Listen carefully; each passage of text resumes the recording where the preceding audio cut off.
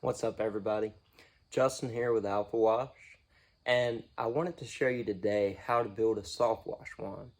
And we're going to be building two types of soft wash wands, one with a trigger and one with a ball valve. Building a soft wash wand is very simple. I highly recommend that you build your own, and we like to keep 2 to 3 spare ones on the truck. That way, if we ever have one break on a job site, we can just grab one of the spare ones and we don't have to shut down operation and rebuild a soft wash wand in the middle of the job. One of those things, like I'm always talking about, saving time, being proactive instead of reactive. So you're going to start off with an 18-inch riser pipe, and you can get this at Lowe's or Home Depot. It's typically by the sprinkler section, and both ends are threaded, 1/2-inch threads on both ends. And they also make this in 12-inch, and I believe they make it bigger than 18 inches as well. So it's really just personal preference. The 18-inch works good for us. That's the one we prefer. So first thing you're going to want to do is take your 18-inch riser pipe, and you're going to want to wrap this end up with Teflon and wrap this end up with Teflon. And there's a certain type of Teflon that we like to use. We're actually out of it right now, but it's a chemical resistant Teflon, and it's actually called Mega Tape. I don't know if you can see that there.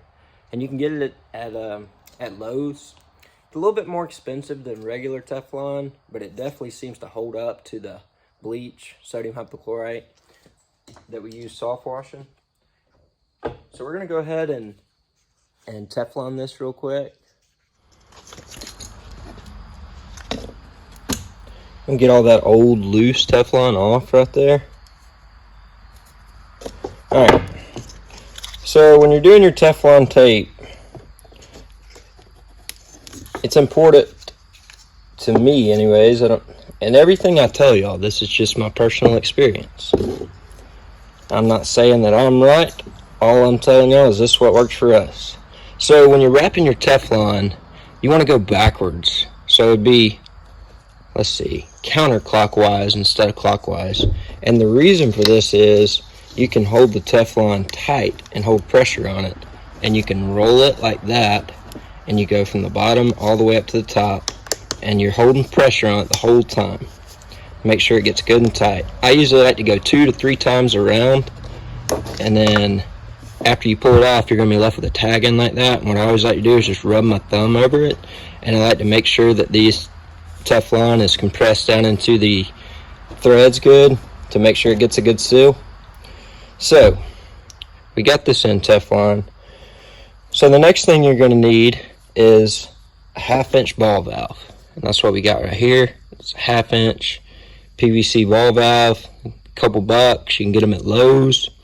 So what you're going to want to do is go ahead and oh, by the way, both of these are threaded. This is a 1/2-inch thread on this side, 1/2-inch thread on this side. So we're going to go ahead and thread this up on here. Pretty simple.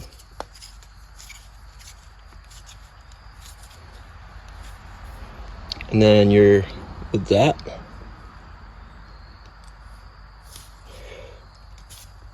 And you want to get this as tight as you can, but you got to be careful not to break this when you're holding it. Alright, so that's pretty tight. So the next thing we're going to want to do is get a 1/2-inch by 1/2-inch threaded coupling, and Teflon still looks pretty good on this end. It looks like it's making a good seal, so we're going to go ahead and leave that Teflon on there. So here we've got a 1/2-inch by 1/2-inch threaded coupling. You got threads on that side, threads on that side. So on the end opposite from your ball valve, you're going to want to put that on there. Make sure that it's screwed down tight.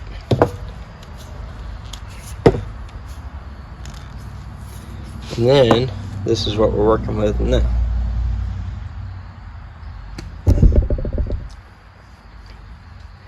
So you got your 1/2-inch threads here, and on the other end you got your 1/2-inch threads here.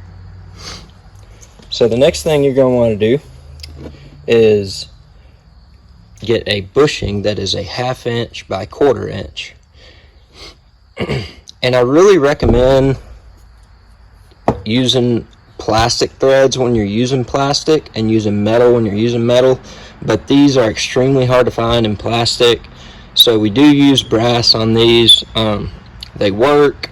We hadn't had really any problems with them. You just want to make sure that you get them Teflon taped good, and you don't want to over tighten them, because with this metal threads they can keep going and bust your coupling. So we're going to go ahead and get this Tefloned.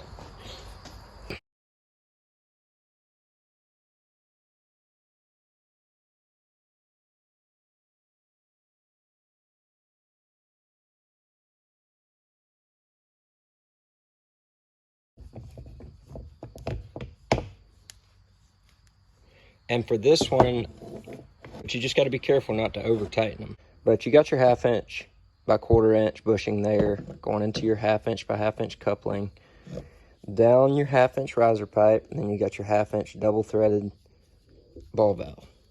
So from here, we're going to want to take 1/4 inch quick connect, and we use all stainless quick connects. We used to use brass, swap to these. I've had a lot better luck with these, and this is a 1/4 inch thread.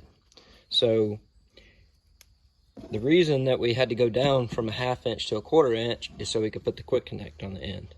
And you want to make sure that you Teflon this threads. Anytime you're doing plumbing, you either want to be using like pipe sealer or Teflon. Most guys say not to use Teflon. I like using Teflon. I hadn't had that many problems with it, and I personally haven't had very good luck with like pipe sealant and pipe glue and things like that, and it can be messy. It's just kind of a big headache in my opinion.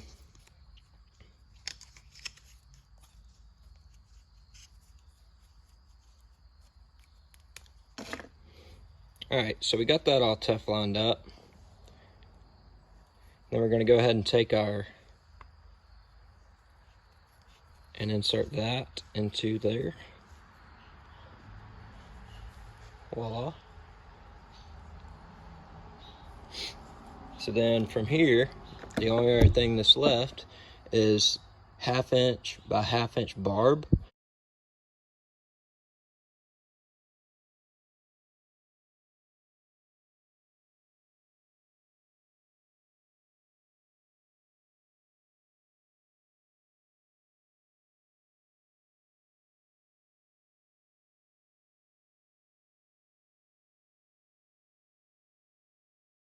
See here. Here's our completed soft wash one, and this might be a combined total of 15, maybe 20 bucks. Probably closer to 15. Pretty easy to build. All right, so this is option number one, and this is what we use. The only thing that we really like using this style for is like if we're doing a ton of concrete. If you do a lot of roofs, you're probably gonna want the extra distance that the riser pipe gives you. But I'll show you all this real quick. So same ball valve, 1/2 inch by 1/2 inch, same 1/2 inch barb. Thread that in that end, like so. And then on this end, we got our bushing, 1/2 inch by 1/4 inch, and then 1/4 inch quick connect. And we're actually going to take and screw that straight into the ball valve.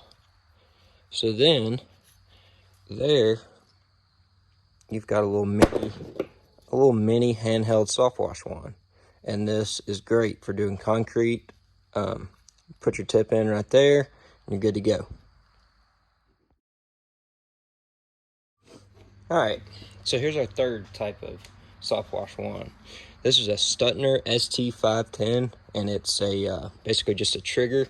You got a 1/2 inch female thread on that side and a 1/2 inch female on this side.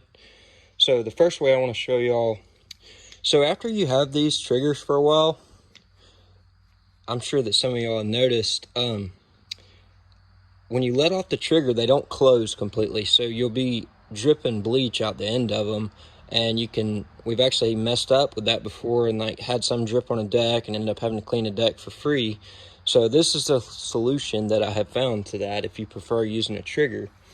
So you take a 1/2 inch by 1/2 inch thread, and like I said earlier, I really recommend using plastic. I didn't have any, so just for the video purpose I'm going to use this one, and you're going to want to thread that into the back of it.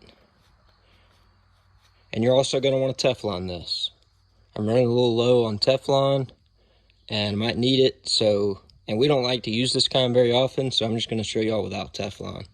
So we're going to go ahead and screw this in here till it's tight, right in there. Then you take your 1/2 inch ball valve and screw it onto there.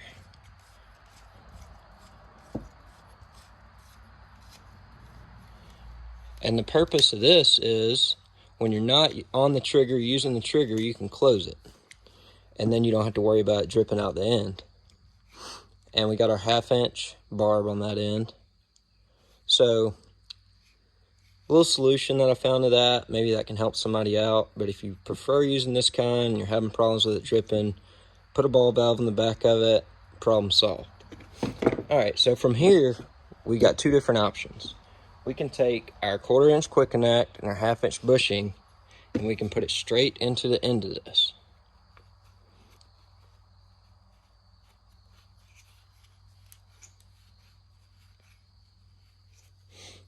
Like that. And you put your tips in, good to go.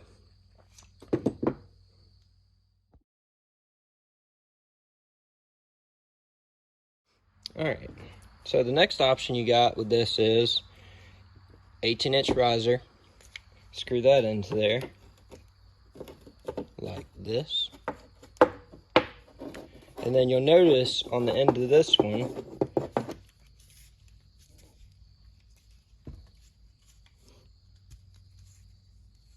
that it's a little different. It's got a 45 instead of a straight like this. So this is what we're working with here. Let me see if I can get that. Yeah, there we go. And the purpose of this is if you have a lot of roofs in your area that are walkable, like I know some areas have a lot more flat roofs than others. We don't have a lot of flat roofs here, so we're doing most of our roof washing from the ground.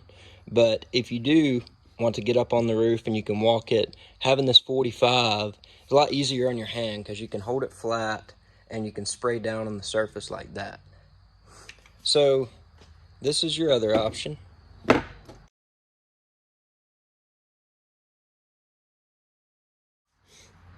And the last thing we need to do on this is put our coupling or our bushing and our quick connect on, and then it'll be completed.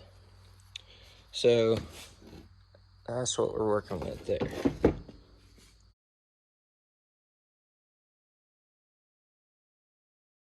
Alright, so our last option is pretty much just take the ball valve off and just put a 1/2 inch barb on that end and screw it in to this end.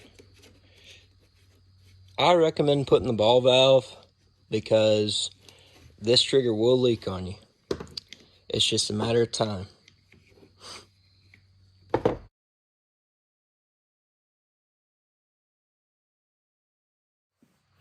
Alright, so that's pretty much it. I think we showed y'all 5 different soft wash wands you can build, all under 20 bucks except for the trigger one. Trigger's a little bit more expensive. Hope y'all could find some value in this. I hope I was able to help somebody out. I know when I first started, I would have been dying for videos like this. So yeah, if y'all enjoyed the video, leave us a like down below. Make sure to hit the subscribe button. We're a new channel, just starting up. We're going to be making a lot of good content to show people that are just beginning in the pressure washing business. We're going to take you on our whole journey. We're going to show you everything from marketing, sales, administration, production, equipment. We're going to take a deep dive in and we're going to let you see what we go through on a day-to-day basis to make this business run and to grow this business. Catch y'all later.